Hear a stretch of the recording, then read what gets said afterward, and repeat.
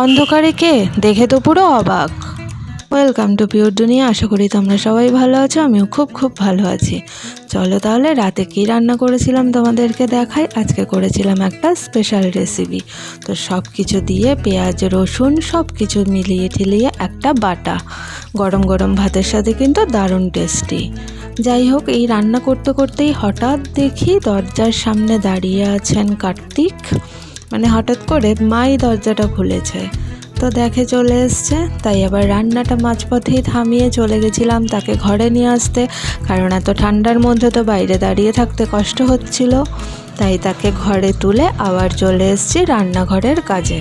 তো হ্যাঁ, যেটা বলছিলাম, নতুন একটা বাটা করেছিলাম, তো সেটা তোমরাও দেখে নাও কী কী দিয়েছিলাম।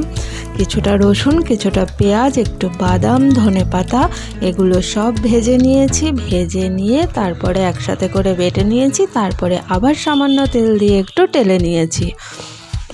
আর কার্তিক পুজোর দিন সকাল সকাল চলে এসেছিল আমাদের বাড়িতে এই পুচকি রানী, মানে লক্ষ্মী এসেছে কার্তিকের পুজো দেখতে। আর এদিকে কিন্তু পুজোর তোড়জোড় অলরেডি শুরু হয়ে গেছে। একদিকে যেমন চলছে নাড়ু বানানো, সেরকমই আরেক দিকে চলছে খিচুড়ির প্রস্তুতি। তো ওসবের জন্য তো মা আছে, আর পাশের বাড়ির কাকিমারাও আছে, চলে এসছে জোগাড় যন্ত্র করতে। আর আমি আর ভাই লেগে পড়েছিলাম কার্তিককে সাজানোর কাজ বাজে, মানে পুজোর জোগাড়টাও তো করতে হবে। তাই মা আমাকে বলল, তুমি ওইগুলো করো, আমরা এইগুলো করছি। তাই রান্না কিন্তু হচ্ছে খুব সুন্দর করে। আর আমি কাজ গোছাতে গোছাতে আবার ভাবলাম একটু নিজেও তো রেডি হতে হবে নাকি, না হলে আমাকেও তো লোকজন এসে দেখবে। তাই নিজেও ঝটফট একটু রেডি হয়ে নিয়েছি।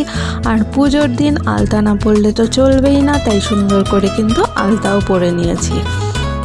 ভাই এদিকে দিয়ে দিয়েছে আলপনা, আর আমিও কিন্তু একটুখানি চেষ্টা করেছিলাম, কারণ আমার অত সুন্দর হয় না। তাই ওটা ছেড়ে আবার চলে এসেছি ফল কাটার কাজে। আর এদিকে বাবাও তো করে দিচ্ছিল আমার ভিডিও। পুজো কিন্তু আমাদের কমপ্লিট, কিন্তু রান্না এখনও শেষ হয়নি, তোড়জোড় চলছে। চলো তাহলে আজকে এখানেই শেষ করছি। টাটা, গুড নাইট, শুভরাত্রি।